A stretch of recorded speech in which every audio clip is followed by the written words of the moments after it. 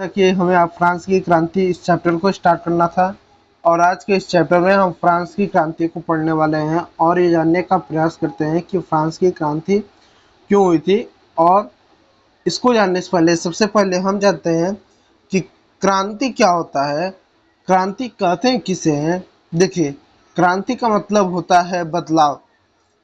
बदलाव अब बदलाव का मतलब देखिए, जो समाज होता है, जो देश होता है, वो एक समय में अपने आप में धीरे धीरे बदलाव की मांग करता है। अपने समय में धीरे धीरे वो समाज, वो देश बदलता रहता है। यदि आप ऐसा समझे, वेशभूषा किस तरह मान ले लें, जैसे मान लीजिए अगर आपके घर में आपके दादा होंगे या नाना होंगे, तो उनकी यदि आप वेशभूषा देखिए तो किस तरह के होंगे, वो धोती और कुर्ता पहनते होंगे। जबकि अगर आपके पिताजी को देख ले तो किस तरह की वेशभूषा पहनते होंगे, वो सिला हुआ शर्ट और पैंट पहनते होंगे। लेकिन अगर आप ही अपनी भेष और भूषा देख लें तो आप किस तरह के कपड़े पहनते होंगे, आप जीन्स या टी शर्ट पहनते होंगे। सब बताओ। तो कहीं ना कहीं आपके दादाजी नाना जी का वेशभूषा, आपके पिताजी का पहनावा और आपके पहनावे में कहीं ना कहीं बदलाव आपको देखने को मिलता है। तो कहने का मतलब है कि जो समाज है, वो वेशभूषा हुआ, भाषा हुआ, संस्कृति हुआ, विचारधारा हुआ, समय के अनुसार वो जो देश होता है, वो समाज जो होता है, वो बदलता रहता है। वो जो होता है, समाज जो होता है, समय के अनुसार बदलता रहता है। तो क्रांति भी एक तरह से परिवर्तन की मांग करती है, बदलाव की मांग करती है। लेकिन ये जो क्रांति होती है, ये कम समय में कम समय में ज्यादा बदलाव की मांग करते हैं। यानी क्रांति होती है वो कम समय में ज्यादा यानी बड़े पैमाने पर बदलाव की मांग करती है।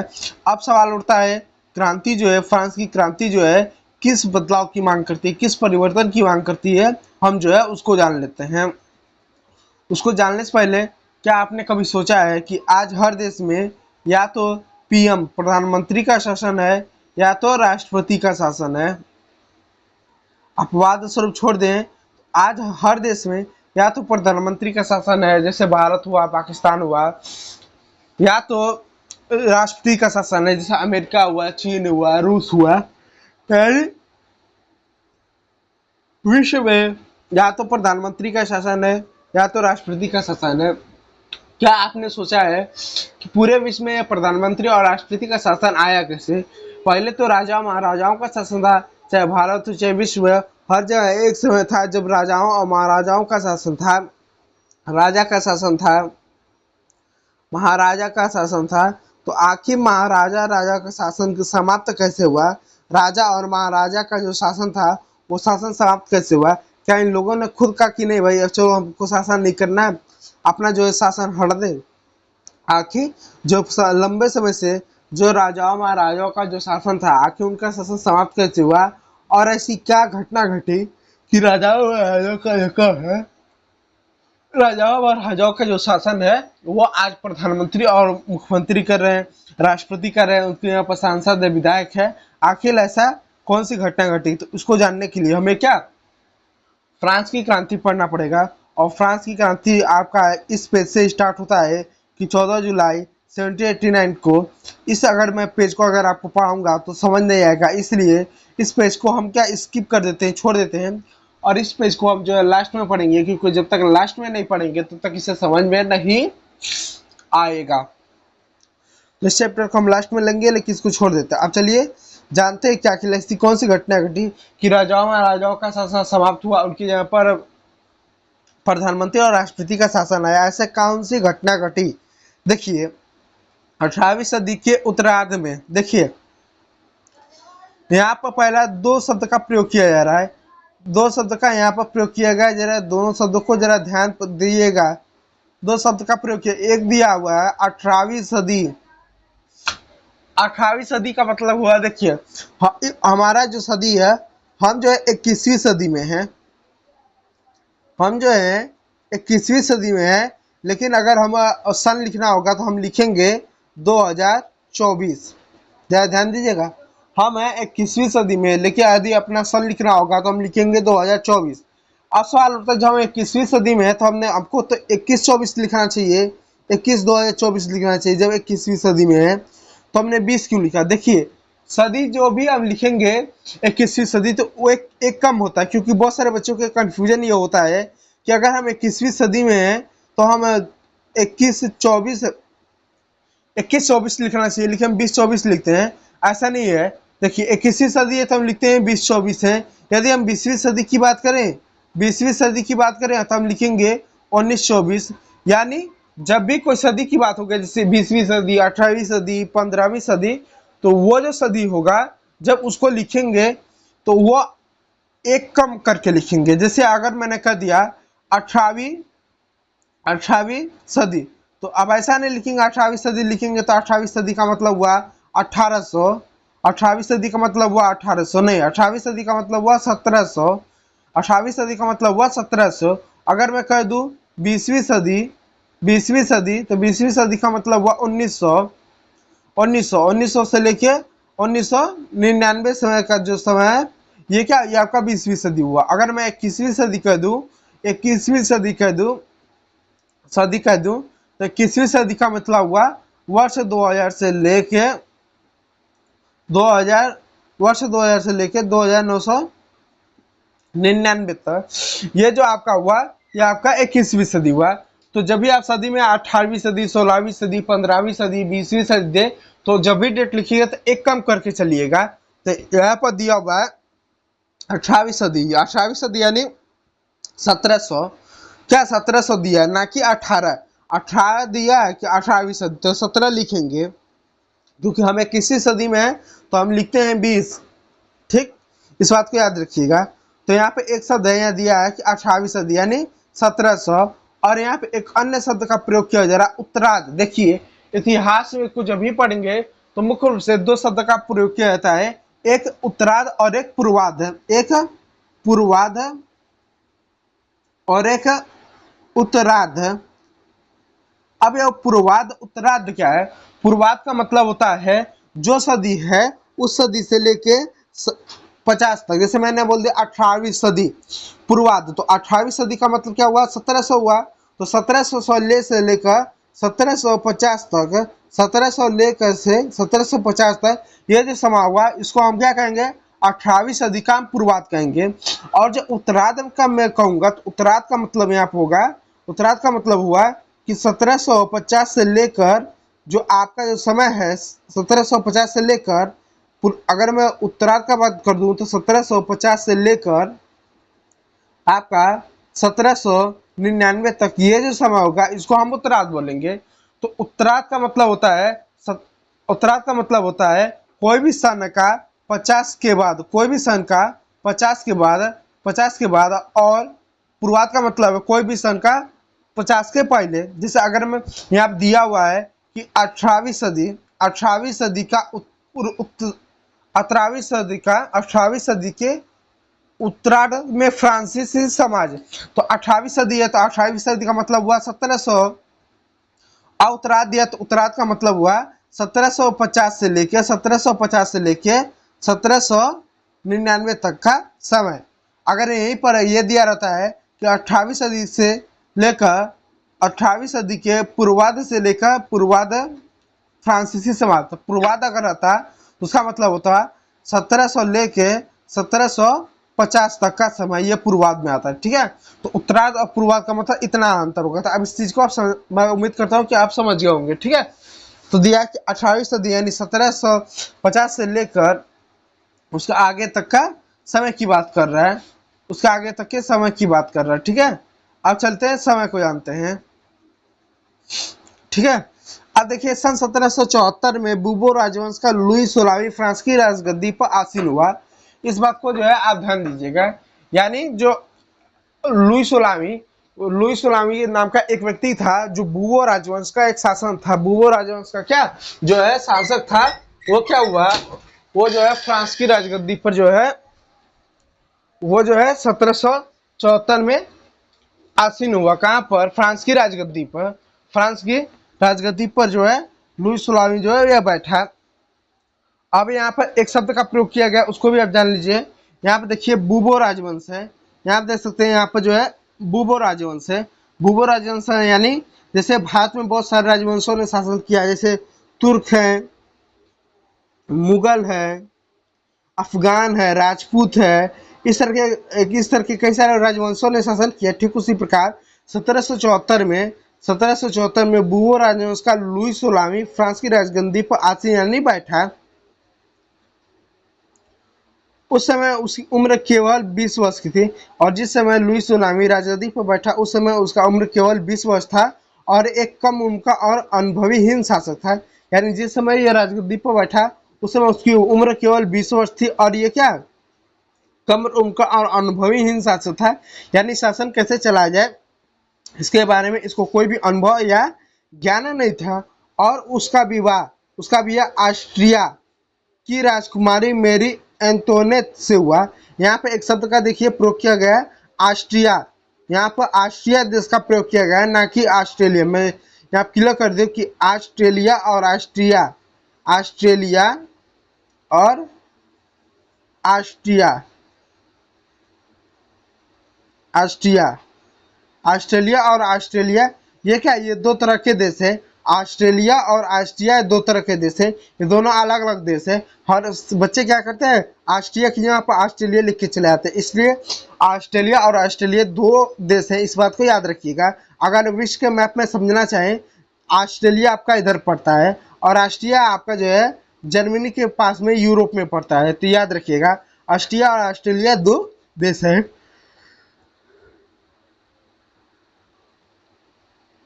जिसका विवाह ऑस्ट्रिया की राजकुमारी मेरी एंटोनेट से हुआ। राजरोहण के समय उसने जो है राजकोष खाली पाया। यानी जब वो राजा बना तो उसने ये देखा कि जो राजकोष है वो खाली पाया। अब जानते हैं कि जो फ्रांस का जो राजकोष है, जो शाही खजाना है, आखिर किन कारणोंवश वो जो है खाली हुआ, उसको जान लेते हैं। देखिए, लंबे समय तक चल रहे युद्ध के कारणवश वित्तीय संसाधन नष्ट हो चुके थे। यानी फ्रांस जो है काफी लंबे समय से युद्ध कर रहा था, जिसके वजह से उसका जो वित्तीय संसाधन है वो क्या नष्ट हो चुका था। क्या हो चुका था, वो जो उसका जो वित्तीय संसाधन है वो जो है नष्ट हो चुका था। अब किसे युद्ध कर रहा था, ये ब्रिटेन से युद्ध कर रहा था। काफी लंबे समय से उस दौरान जो है ब्रिटेन इसका साझा शत्रु हुआ करता था। और उस समय ये क्या ब्रिटेन से जब युद्ध कर रहा था तो इसके जो वित्तीय संसाधन है, जिन चीजों से उसको आय, जिस चीजों से उसको आय यानी टैक्स मिलता था, जिस चीजों से उसकी कमाई होती थी फ्रांस को, वो सारे वित्तीय संसाधन क्या उसके नष्ट हो गए थे, जिस वजह से राजकोष खाली हो गया था। और क्या, वारसाय वारसाय के विशाल महल और राज दरबार की शान शौकत को बनाए रखने के लिए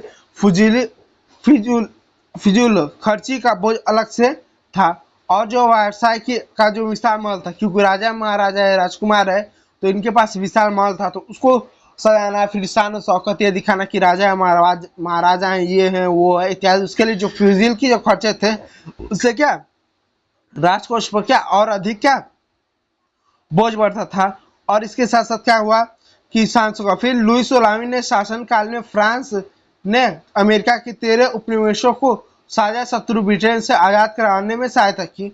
और लुई सोलामी के शासन काल में फ्रांस ने अमेरिका के 13 उपनिवेश, यानी उपनिवेश का मतलब होता है, देखिए यहाँ फिर एक नया शब्द आया है, फिर यहाँ पे एक नया शब्द आया, देखिए कहाँ गए, यहाँ पर एक शब्द आया उपनिवेश।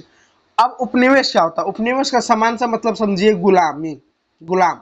उपनिवेश का मतलब होता है जब कोई देश प्रत्यक्ष या अप्रत्यक्ष, जब कोई देश डायरेक्ट या इनडायरेक्ट यानी प्रत्यक्ष और अप्रत्यक्ष, जब किसी देश पर धन के दोहन या शोषण से या साम्राज्यवादी विस्तार से किसी देश पर नियंत्रण करे, उसको जो है आप उपनिवेश कहेंगे। एक बार फिर से समझ लीजिए, जब कोई देश किसी देश पर डायरेक्ट या इनडायरेक्ट साम्राज्य विस्तार करना हो कि मुझे अपनी सीमा का विस्तार करना हो, या धन के दोहन के लिए कि मुझे धन मिले, उसके दोहन के लिए किसी साम्राज्य पर नियंत्रण करे, चाहे वो डायरेक्ट हो चाहे इनडायरेक्ट हो, उसको हम उपनिवेश कहेंगे। और ये जो है साम्राज्य विस्तार का एक तरीका है। तो उस समय क्या था, सन 1770 के दशक में क्या हुआ था, उस समय जब सन 1770 के दशक में क्या हुआ था कि जो अमेरिका था उसके ऐसे 13 क्षेत्र ब्रिटेन ने क्या किया था, कब्जा करके रखा था। अमेरिका के 13 ऐसे क्षेत्र ब्रिटेन ने क्या किया था, कब्जा करके रखा था। और जब कब्जा करके रखा था तो फ्रांस क्या आगे आया, क्योंकि उस समय फ्रांस और ब्रिटेन दोनों एक दूसरे के क्या दुश्मन थे, कठोर दुश्मन थे, कठोर क्या दुश्मन थे। तो ब्रिटेन ने क्या किया, अमेरिका की मदद किया, सॉरी फ्रांस ने क्या किया, फ्रांस ने क्या किया, अमेरिका की मदद किया। ब्रिटेन का फ्रांस ने अमेरिका का मदद किया ताकि वो अमेरिका क्या कर अपने जो 13 क्षेत्र जो अमेरिका ने कि 13 क्षेत्र जो ब्रिटेन ने गुलाम बना रखा है, जो कब्जा करके रखा है, वो छुड़ा सके। तो हुआ क्या लुई सलामी के शासनकाल में फ्रांस ने अमेरिका के 13 उपनिवेश साझा शत्रु से ब्रिटेन के आजाद कराने में सहायता दी। इस युद्ध के चलते फ्रांस पर 10 अरब लीवे से भी अधिक कर्ज जुड़ गया था और इस युद्ध के उसके लिए आजाद करवाने के लिए उसने युद्ध किया, लड़ाई किया, जिस वजह से फ्रांस पर 10 अरब लीवे से अधिक का कर्ज चढ़ गया था। 10 अरब अधिक लीवे का क्या फ्रांस के ऊपर कर्ज चढ़ गया था। और उस समय फ्रांस ने मदद किया था अमेरिका का ताकि ब्रिटेन उसको आजाद कर दे, उसके क्षेत्र को छोड़ दे। अब देखिए फिर यहाँ पे एक नया शब्द आ जा रहा है, यहाँ फिर एक नया शब्द आ जा रहा है, लिवे, लिवरे। अब लिवरे क्या, लिवरे जो है ये क्या एक फ्रांस की मुद्रा थी जो वर्तमान में अब प्रचलन में नहीं है, इसको बंद कर दिया गया, ठीक है। तो 10 अरब लीवे का कर्ज जुड़ गया था, जबकि उस पर पहले से ही युद्ध किया तो 10 अरब लीवे का कर्ज चढ़ गया, और जबकि उस पर पहले से ही 2 अरब लीवे का बोझ पहले से ही चढ़ा था। यानी जब 10 अरब लीवे का कर्ज चढ़ा था तो उसके पहले उस पर भी 2 अरब लीवे का कर्ज पहले से ही चढ़ा था। और सरकार से कर्जदाता 10% ब्याज की मांग करते थे, और जो कर्जदाता थे जिसने सरकार को कर्ज दिया था वो सरकार से क्या 10% ब्याज की मांग करते थे और मांग कर रहे थे। फलस्वरूप फ्रांसीसी सरकार अपने बजट का बहुत बड़ा हिस्सा, और फलस्वरूप क्या फ्रांसीसी सरकार का जो बजट था, जो राजकोष था, जो खजाना था, उसका बहुत बड़ा हिस्सा दिनों दिन बढ़ते जा रहे कर्ज को चुकाने पर मजबूर थी। यानी जो फ्रांस का जो खजाना था, जो फ्रांस के पास जो पैसा आता था, वो जो पैसा था क्या जनता जो है क्या करती थी, जनता क्या कर फ्रांस का से पास जो पैसा आता था, जो जनता का पैसा आता था, वो फ्रांस सरकार क्या करता था, कर्ज को चुकाने में ही लग जाते थे, कर्ज को चुकाने में ही लग जाती थी, कर्ज को चुकाने में ही लग जाती थी। इस बात को याद है, अपने बजट का बहुत बड़ा हिस्सा ही दिनों दिन बढ़ते ब्याज को कर्ज को चुकाने पर ही मजबूर थी। अपने नियमित खर्चों जैसे सेना के रख रखाव, राज दरबार, सरकारी कार्यालयों, विश्वविद्यालयों को चलाने के लिए फ्रांसीसी सरकार करों में वृद्धि के लिए बाध्य हो गई थी। और क्या थी कि तो जो जिनसे जो है फ्रांस की सरकार ने कर्ज लिया था वो तो 10% की ब्याज की मांग तो कर रहे थे, और जब वो 10% की ब्याज की मांग करे तो सरकार तो मजबूर थी। सरकार जो है जो उसके पास जो टैक्स आता था, जो उसके पास पैसा आता था, अधिकांश पैसा क्या करती थी, करों को चुकाने में क्या वो लगा देती थी। लेकिन उसके साथ साथ क्या जो फ्रांस सरकार थे अपन जैसे सेना के रख रखा हुआ, राज दरबार हुआ, फिर सरकारी कार्यालय हो गया, विश्वविद्यालय हो गया, आदि को चलाने के लिए सरकार क्या थी मजबूर थी करों में वृद्धि करने के लिए। सरकार क्या थी मजबूर थी करों में, यानी टैक्स को बढ़ाने के लिए सरकार क्या मजबूर थी कि टैक्स को बढ़ाया जाए, और इस करों में वृद्धि के लिए बाध्य हो गए थे। यह कदम भी नाकाफी नहीं था। 18वीं सदी में फ्रांसीसी समाज 3 स्टेटों में बटा हुआ था और ये करों में और टैक्स बढ़ाने में बाध्य हो गए थे, और ये कदम उठाना नाकाफी नहीं था। नाकाफी यानी बहुत अच्छा नहीं था, बहुत ठीक भी नहीं था। क्यों नहीं था, क्योंकि उस समय फ्रांसीसी समाज 3 स्टेट यानी 3 स्टेट में बटा हुआ था। 3 स्टेट में क्या बटा हुआ था, 3 स्टेट के लोगों यानी जनसाधारण लोगों में बटा हुआ था। अब 3 स्टेट में बटा हुआ था, इसका क्या मतलब था, देखिए वर्गों में विभाजित समाज मध्यकालीन सामंती व्यवस्था का अंग था। यानी 3 स्टेटों में देखिए 3 स्टेट के वर्गों में विभाजित फ्रांसीसी समाज मध्यकालीन सामंती व्यवस्था का अंग था। प्राचीन राजतंत्र पद का उपयोग सामान्यतः 1789 से पहले के फ्रांसीसी समाज एवं व्यवस्था के लिए होता था। यानी 1789 में 1789 में क्या हुआ, 1789 से पहले फ्रांसीसी समाज का राजतंत्र था, राजाओं महाराजाओं का शासन था। जैसे ये राजा है, जैसे अब ये मान लीजिए ये भाई साहब ये राजा है, इसके बाद इसका बेटा राजा है, इसके बाद अब इसका बेटा राजा है, इसके बाद इसका ये बेटा राजा है। इस तरह का राजतंत्र चलता था और उस समय राजाओं महाराजाओं का इस तरह के शासन चलता था। और हुआ क्या, उस समय मध्यकालीन सामंती व्यवस्था का अंग बना था। और उस समय फ्रांस क्या था, 3 स्टेट में होना, यह मध्यकालीन सामंती व्यवस्था का अंत था। प्राचीन राजतंत्र पद का प्रयोग करते हुए समानतः सन 1789 तक पहले तक ये जो था 3 स्टेटों में फ्रांसीसी समाज बटा हुआ था। फिर क्या हुआ, चित्र 2 फ्रांसीसी समाज वर्ग व्यवस्था को दर्शाती है। पूरी आबादी में लगभग 90% किसान थे, यानी पूरी आबादी में लगभग 90% जो लोग थे वो क्या थे, वो किसान थे। लेकिन जमीन के मालिक किसानों की संख्या बहुत कम थी। लगभग 60% जमीन और लगभग 60% जमीन पर कुलीन, चर्च और तीसरे स्टेट के अमीर अधिकार था। प्रथम 2 स्टेट में कुलीन वर्ग एवं पादरी वर्ग थे। जरा आप समझने का प्रयास कीजिएगा। देखिए वहाँ का 90% आबादी पहला तो किसान था। अब पहले आप इस मैप को समझिएगा तभी आप समझ पाएंगे। देखिए जो फ्रांसीसी समाज था 3 स्टेट में बटा हुआ था। फ्रांसीसी क्रांति में आप फ्रांसीसी समाज को पढ़ेंगे तो 3 स्टेट में बटा था। प्रथम स्टेट में पादरी वर्ग आते थे, चर्च के फादर हो गए, चर्च के जो लोग हो गए, ये सारे क्या लोग आते थे। फिर दूसरा, ठीक है, ये लोग आते थे। फिर आपका जो है द्वितीय स्टेट हो गया। द्वितीय स्टेट में क्या, द्वितीय स्टेट में कुलीन वर्ग आते थे। और जो आपका तृतीय स्टेट था, तृतीय स्टेट में 3 वर्ग आते थे। तृतीय स्टेट में क्या था, आपका 3 वर्ग आते थे, पहला, दूसरा और तीसरा। पहले में क्या आते थे, बड़े व्यवसायी व्यापारी आते थे, बड़े व्यवसायी व्यापारी, अदालती कर्मचारी आते थे, वकील आते थे, किसान और कारीगर आते थे। और तीसरे में छोटे किसान, भूमि और मजदूर आते थे। तो होता क्या था कि फ्रांस में ये 2 चित्र देखिए ना, फ्रांसीसी समाज का चित्र वर्ण व्यवस्था को दर्शाता है। पूरी आबादी में 90% हिस्सा किसान थे, लेकिन जमीन के मालिक किसानों की संख्या बहुत कम थे। यानी 90% फ्रांसीसी समाज में 90% किसान तो थे, लेकिन मालिक केवल जो है कम थे। लगभग 60% जमीन पर, लगभग जो 60% जो जमीन था, यानी मान लीजिए फ्रांस की जमीन है तो लगभग जो 60% जो ये इतनी जो जमीन थी, लगभग जो 60% जो जमीन थी, लगभग जो 60% जो जमीन थी, इस जमीनों पर अधिकार केवल किसका था, केवल कुलीनों का था और चर्च और तीसरे स्टेट के अमीर अधिकारियों का था। प्रथम 2 स्टेट कुलीन वर्ग व पादरी वर्ग को लोगों को विशेष अधिकार था। प्रथम स्टेट और कुलीन वर्ग के विशेष को जन्मतः अधिकार प्राप्त था। इनमें से सबसे महत्वपूर्ण विशेष अधिकार था राज को दिए जाने वाले करों में छींटे।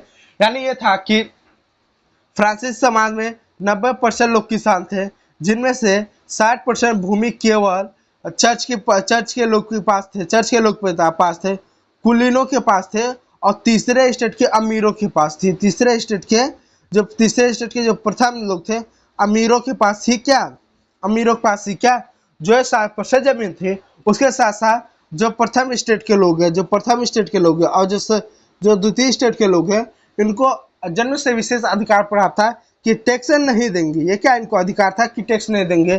दूसरा अधिकार था कि बेगारी का काम करवा सकते हैं, बेगारी का कार्य करवा सकते हैं। तीसरा अधिकार था कि ये भेंट ले सकते हैं, कर ले सकते हैं। इनको इस तरह के क्या अधिकार थे, पहले व दूसरे स्टेट के लोगों को यह अधिकार थे। इस तरह फ्रांसीसी समाज में क्या इस तरह से भेदभाव होते थे। जन्मतः इससे सबसे महत्वपूर्ण विशेष अधिकार था राज को दिए जाने और काल में छूट। कुलीन वर्ग को कुल अन्य सामंती विशेषाधिकार भी हासिल थे। वो किसानों से सामानों का कर वसूलता था। किसानों को स्वामी का सेवा स्वामी के किसान अपने स्वामी के घर एवं खेतों के काम करना, सैन्य सेवा देना अथवा सड़कों के निर्माण में सहयोग देना आदि के लिए बाध्य थे। यानी एक तरह से बेकार के लिए बाध्य थे। यानी इनको का क्या अधिकार था कि टैक्स ले देंगे, लोगों से बेकार का काम करवा सकते थे और बेकार का काम करवा सकते और कुछ टैक्स लेते थे। चर्च किसानों को करों का एक हिस्सा टाइड नाम का धार्मिक कर लेता था। जो चर्च होता था ये किसानों से टाइड नाम का, टाइड देखिए, जो चर्च था किसानों से टाइड नाम का एक धार्मिक कर वसूलता था और ऊपर से तीसरे स्टेट के तमाम लोगों को सरकार को तो कर चुकाना ही होता था। इन करों को टाइल कहते थे। ऊपर से तीसरे स्टेट के तमाम लोगों को सरकार को टाइल नाम का प्रत्यक्ष कर और अप्रत्यक्ष कर जो है इसमें शामिल था उसको चुकाना पड़ता था। तो यहाँ पर जो तीसरे स्टेट के जितने भी लोग थे ये टाइल नाम का जो धार्मिक कर चर्च को देते थे। फिर दूसरा जो कर था टाइल नाम का ये कुलीन वर्गों को थे। यानी पहले और दूसरे स्टेट के लोग जो है तीनों स्टेट से किस तरह से ये क्या टैक्स किस तरह से कर जो है वो वसूल रहे हैं। पर अप्रत्यक्ष नमक और तम्बाकू जैसे रोजाना उपभोग की वस्तुओं पर लगाया जाता था। यानी अप्रत्यक्ष जैसे कुछ वस्तुओं जैसे नमक तम्बाकू जैसे वस्तुओं पर रोजाना उपयोग की जाने वाली वस्तुओं पर यह टैक्स लगाया जाता था।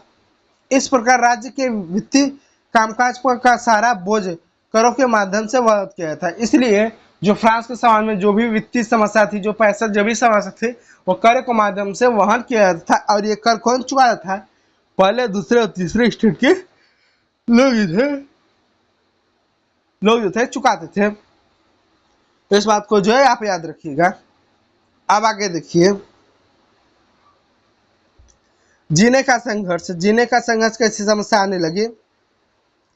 फ्रांस की जनसंख्या सन 1715 में 2.3 करोड़ थी। 1789 में बढ़कर 2.8 करोड़ हो गई। यानी लगभग 50 लाख की जनसंख्या जो है बढ़ी। परिणामतः अनाज उत्पादन की तुलना में परिणाम इसका क्या हुआ? परिणामतः अनाज उत्पादन की तुलना में काफी कमी का मांग काफी तेजी से बढ़ी। आबादी बढ़ी तो इससे क्या हुआ? अनाजों की मांग बढ़ी। अनाजों की क्या मांग बढ़ी? अब जब अनाजों की जब मांग बढ़ी तो अधिकांश लोगों मुख्य रूप से खाद्य पावरोटी की कीमत में तेजी से वृद्धि हुई। और वहाँ के लोग पावरोटी खाते थे।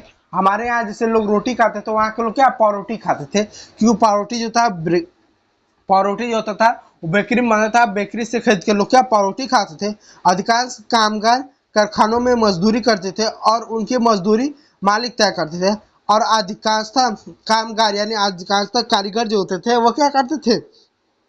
वो कारखानों में मजदूरी करते थे और उनकी मजदूरी मालिक तय करते थे। लेकिन मजदूरी महंगाई की दर से नहीं बढ़ाई जाती थी। और एक बात और जान लीजिए, अधिकांशतः कामगार जो थे वो कारखानों में मजदूरी करते थे और उनकी मजदूरी बढ़ाने का काम था वो मालिकों के पास था।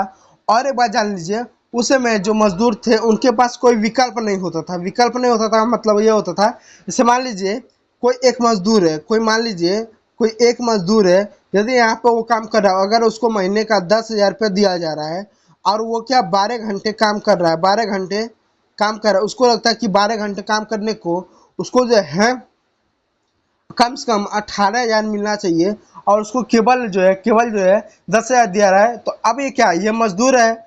अब ये मजदूर अगर काम कर रहा है किसी कारखाने में 12 घंटे और उसको लगता है कि मैं 12 घंटा काम कर रहा हूँ तो मुझे कम से कम 18,000 मिलना चाहिए। तो एक तरह से क्या इसका ये शोषण हुआ कि 12 घंटे काम कर रहा है, अब मालिक केवल 10,000 दे रहे। तो अब इसके पास क्या एक विकल्प है, क्या है? विकल्प है कि ये कारखाने को छोड़ दे कि नहीं भाई मैं कारखाने में काम नहीं करूंगा, मैं कहीं और काम करूंगा या किसी दूसरे कारखाने में काम करूंगा क्योंकि मुझे कम पैसा मिल रहा है।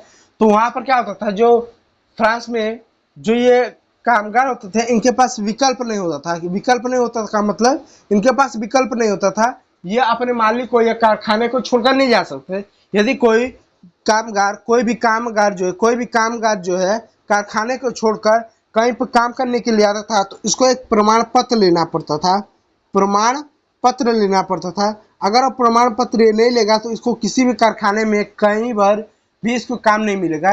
यदि उसको काम मिल गया तो बाद में इनको क्या दिक्कत में आते थे, इनको दिक्कत में आता था, इनको मारा पीटा, इनके ऊपर कानूनी प्रक्रिया चलाई जाती थी। इसलिए ये विवश थे एक ही जगह पर कम मजदूरी पर काम करने के लिए। जैसे यदि आप हैं कहीं पर काम कर रहे हैं 12 घंटा, अगर आपको केवल 10,000 रुपये ही दिया जा रहा है तो आपके पास विकल्प है कि आप काम ना करो, काम छोड़ दो।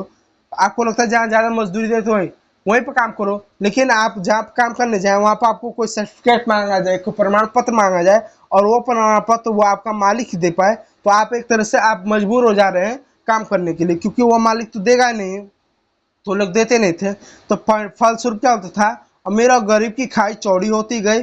स्थितियां तब और बेहतर बदतर हो जाती थी जब सूखा आ जाता था, ओले के प्रकोप से पैदावार गिर जाती थी, रोटी रोजी का संकट पैदा हो जाता था, और जीविका संकट प्राचीन राजतंत्र के दौरान फ्रांस में काफी आम थी। और जब राजाओं महाराजाओं का शासन था तो रोटी रोटी के लिए किस जो संकट था वो प्राचीन राजस्थान में आम बात थी। यानी उस समय अकाल आना, रोटी पाव रोटी के लिए दंगे करना, मारपीट होना, झगड़ा करना, उस समय जो थी यह आम बात थी। अब कैसे आम बात थी कि आजीविका का संकट कैसे उत्पन्न होता था, आप देख सकते हैं। इसको आप खुद भरिएगा, इसको जो आप खुद खुद भरिएगा कि जब खराब फसल हो जाते थे तो महंगाई होती थी, टैक्स बढ़ता था, अब गरीब इस सब की चीजें आती थी जिससे क्या रोजी रोटी का संकट पैदा होता था। आप देखिए अब क्या होता था, उभरते मध्य वर्ग विशेष विशेष अधिकारों के अंत की कल्पना की। अब देखिए यहाँ पर भी कुछ नए शब्द आ गए, यहाँ पर भी वर्ग आ रहे। देखिए वर्ग का संबंध जो होता है वो पैसे से होता है, मुख्य रूप से तीन वर्ग का जो संबंध होता है ये पैसे से होता है, यानी आर्थिक क्षेत्र से होता है। आप कितना पैसा कमाते हो, आप कितना पैसा कमाते हो उससे आपका वर्ग तय होगा। कि बहुत ज़्यादा पैसा कमाते हो तो आप एकदम उच्च वर्ग हो, जैसे अंबानी अंबानी अंबानी है, रतन टाटा है, ये उच्च वर्ग है। आप बहुत ज़्यादा नहीं, बहुत कम नहीं कमाते हो तो आप मध्य वर्ग में हो। आप ना के बराबर पैसे कमा पाते हो तो निम्न वर्ग। तो वर्ग जो है पैसे से पैसे से इसका संबंध होता है कि आप कितना पैसा कमाते हो। वर्ग जो होता है ये पैसे से इसका लेन देन होता है कि आप कितना पैसा कमाते हो, उस हिसाब से आपका वर्ग तय होता है। अब वर्ग घट भी सकता है, बढ़ भी सकता है। हो सकता है आप निम्न वर्ग में, आपने ज्यादा पैसा कमा लिया तो आप मध्यम वर्ग में आ गए, और उससे ज्यादा बहुत पैसा कमा लिया तो उच्च वर्ग में आ गए। तो हुआ क्या, उस समय उभरते जो मध्य वर्ग में थे, ना तो ज्यादा अमीर थे ना तो ज्यादा गरीब थे, ना तो ज्यादा अमीर थे ना तो ज्यादा गरीब थे। ये जब आए तो इनके विशेषाधिकारों का अंत कल्पना की। जब मध्य वर्ग उभरा तो ये ना तो अमीर थे ना तो ज्यादा गरीब थे, ना तो ज्यादा अमीर थे ना तो ज्यादा गरीब थे। और ये क्या लोग थे, ये पढ़े लिखे लोग थे, ये पढ़े लोग थे, शिक्षित लोग थे। तो इन्होंने क्या किया, विशेषाधिकार, जो विशेषाधिकार था कि हम टैक्स नहीं देंगे, जो विशेष अधिकार था कि हम बेगारी काम करवा सकते थे, जो विशेष अधिकार था टैक्स कर वसूल सकते थे, इसको इसको समाप्त करने की कल्पना की।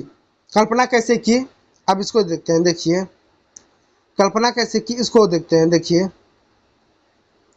पहले भी कर बढ़ने एवं अकाल के समय किसान और कामगार विद्रोह कर चुके थे। यानी पहले भी कर बढ़ाने से, टैक्स बढ़ाने से और अकाल के समय किसान और कामगार, किसान जो हो गए और जो कारीगर हो गए, वो क्या करते थे, विद्रोह कर चुके थे।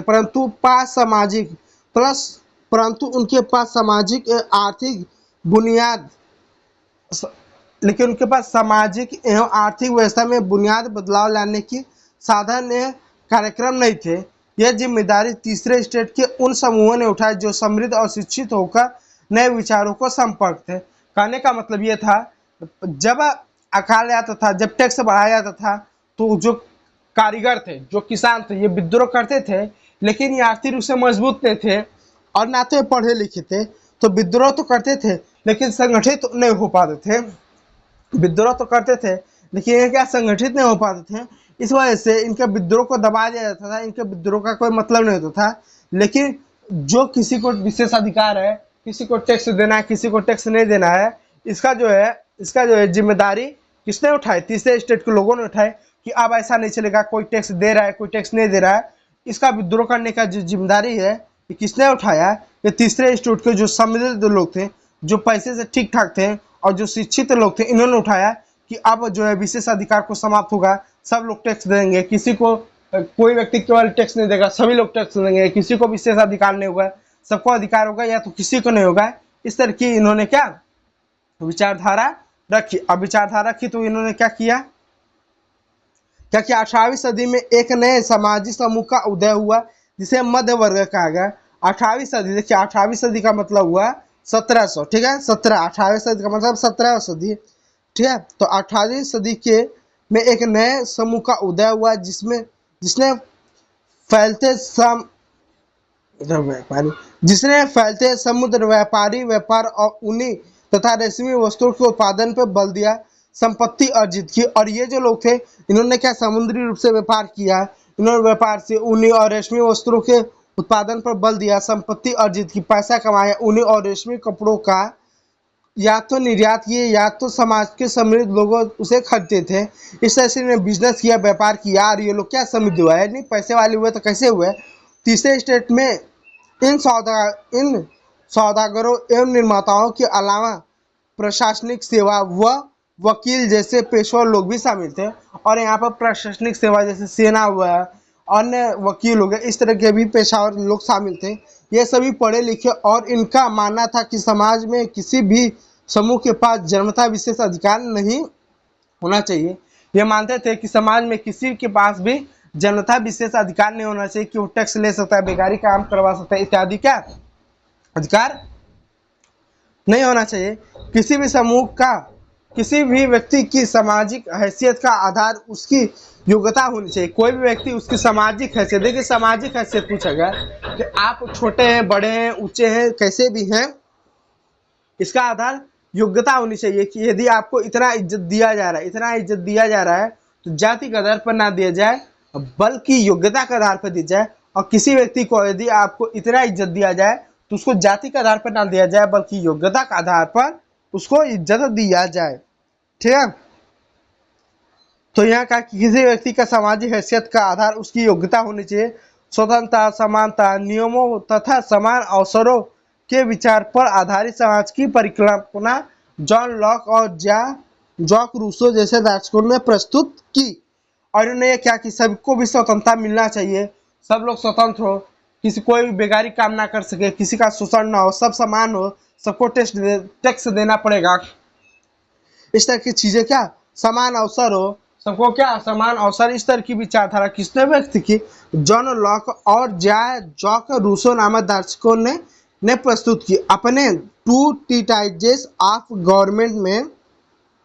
देख लीजिए उन्होंने अपने टू ट्रीटाइजेस ऑफ गवर्नमेंट में लॉक ने राजा के दैवी और निरंकुश अधिकारों के सिद्धांत का खंडन किया, राजा को आरोपी बताया और इसके सिद्धांतों का क्या खंडन किया। रूसो ने इसी विचार को आगे बढ़ाते हुए जनता को उनके प्रतिनिधियों के बीच एक सामाजिक अनुबंध पर आधारित सरकार का प्रस्ताव रखा।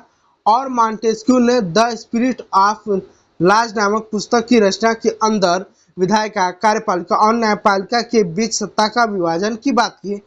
और ये हुआ क्या कि जो मॉन्टेस्क्यू था, नाम नोट कीजिएगा, जो मॉन्टेस्क्यू था इसने ये कहा कि राजा महाराजाओं के शासन को हटाना चाहिए और उसकी जगह पर क्या क्या चाहिए, क्या होना चाहिए, सत्ता का क्या होना चाहिए, विधि का शासन। सॉरी, डाइसी थे जिन्होंने विधि का शासन दिया। उन्होंने ये कहा कि राजा महाराजाओं के शासन हटाओ और विधि का शासन हटाओ, सॉरी राजा महाराजाओं का शासन हटाओ, विधि का शासन लाओ, कि कानून का शासन हो, ना कि किसी राजा महाराजा का। और मॉन्टेस्क्यू ने यह कहा कि राजा महाराजाओं को कि जहाँ पर राजा महाराजाओं का जो सत्ती है उसको पृथककरण करो, विधायिका, कार्यपालिका, न्यायपालिका में सत्ती का पृथककरण होना चाहिए, विधायिका, कार्यपालिका में क्या सत्ती का जो है पृथककरण होना चाहिए, सरकार का पृथककरण होना चाहिए।